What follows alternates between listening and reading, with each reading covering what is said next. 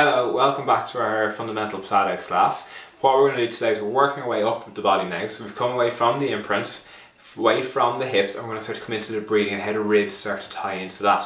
What I'm going to do is teach you different ways of breathing today, and that's going to let you build more control around the upper part of the abs and where the rib cage comes down and joins them. So we can create that control into the upper abs a lot more like we did with the imprint. Build control and stability around that rather than just pure brute strength. We need to have that control and switch it on when we need, and then be able to switch it off when we need as well. So first thing we're going to do, hands onto the stomach, breathe in and breathe out. And you should, as you breathe in, feel the hands come away from the body, and then as you breathe out, the hands come back in. And breathe in and out, and in and out. Good, so that's called diaphragmatic breathing. That's where your diaphragm comes up and down and you feel the belly coming in and out as you do that. The next thing we're going to do is start to bring the ribs into the breathing as well. So we're going to bring the hands onto the ribs.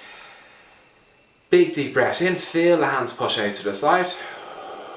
And then empty all the air out of the lungs. Feel the hands collapse back in. And we start to feel the upper abs engage and start to tighten a little bit more. Big deep breath in, and as we breathe out, we're going to squeeze those upper abs. Pull the rib cage down and in together nice and tight, like you're wearing a corset around your body. So squeezing those ribs in and it's emptying all that air out from the bottom of the lungs. Big deep breath in and breathe back out. So you've got the upper transverse abdominis working here and the upper rectus abdominis, the muscles coming in from the six-pack muscles. Big breath in and back out. And the transverse abdominis is like a muscle, like a belt that comes around your body and squeezes everything in nice and tight. We're developing into this now. We're going to try to breathe one side in at a time. So we're going to bring our left hand down onto the mat, slightly bend towards the left, right hand onto the ribs. Big breath in and out. So now we're biasing the ribs breathing on the right side of the body.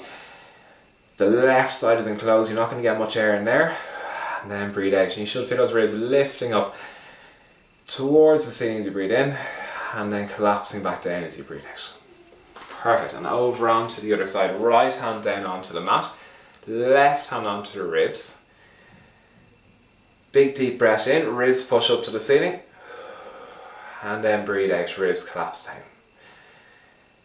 Breath comes in, you feel the ribs almost pull apart a little bit, and then breathe out and have the ribs come together again. And then breathe in, and then back out. Perfect. Now we're going to tie this into a few Pilates moves. So we're going to come on to our back.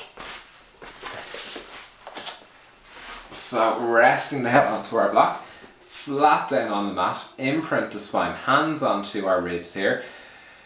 Big breath in, feel the ribs come out. And then breathe all the way out and feel the ribs come together. Now with the ribs in nice and tight like that, squeeze the abs, hold them there, imprint the spine and lift the hips up into a bridge. So we're keeping those ribs down nice and tight. We're not letting them flare out here. We're keeping them tied together like that corset or that belt coming around the body. Keep the ribs down and it keeps our back nice and flat.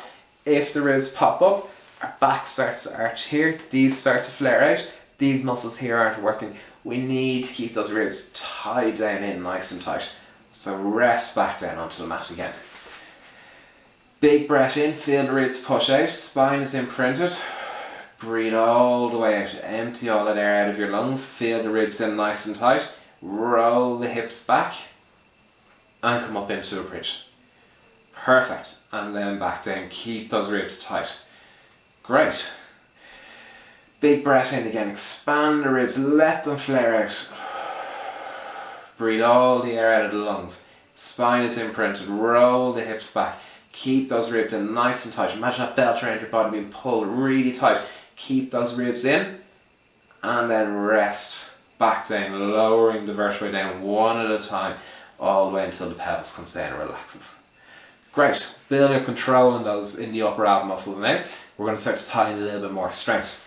So again, we're going to come into some toe taps. So hands onto the ribs. Big breath in. Breathe all the way out. Imprint the spine. Keep the hands on the ribs this time. We're going to focus on them.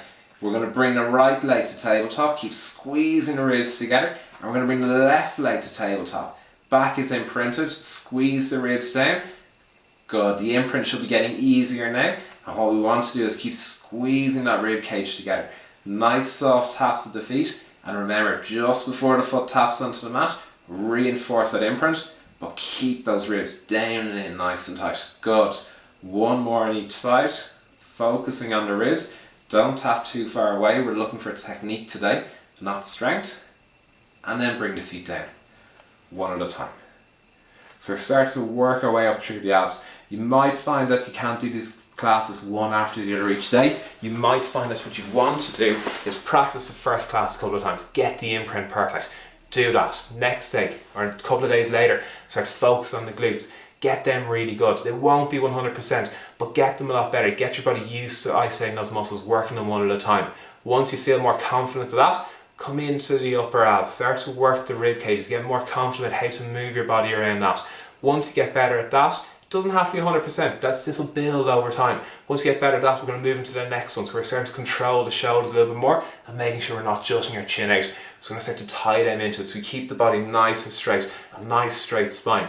But just get yourself good and confident with them to start with. They won't be perfect. We're going to develop these over time until you get better and better at them. As you find the exercise get harder, you'll find you slip into bad habits again. The back will come out of the imprint, the ribs will flare, the shoulders will round, and bit by bit we'll keep refining those movements and we'll get you better and better with it. See you again soon. Bye bye.